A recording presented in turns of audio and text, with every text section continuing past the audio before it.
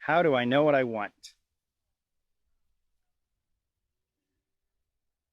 So I remember making pros and cons lists when I was younger, and it felt like that was useful to the degree that I got a sense of all of the different components. But usually, when I was stuck enough that I wrote a pros and cons list, it didn't really help me that much. I kind of wrote it and then just didn't pay attention to it. So I wanted to offer a framework that might be more helpful. So you think in pro and cons list, you've got the two parts, pros and cons.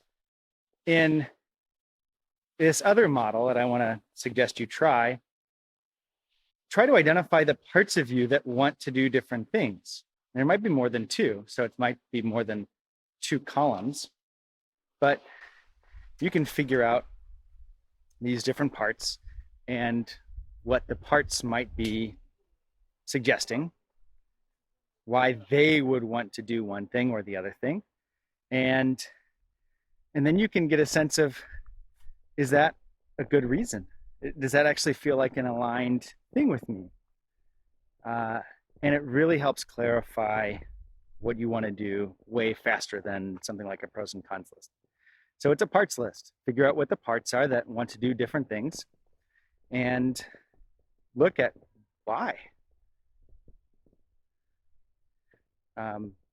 What's the reason behind it, right? And if there's something that ends up being loving and courageous and authentic,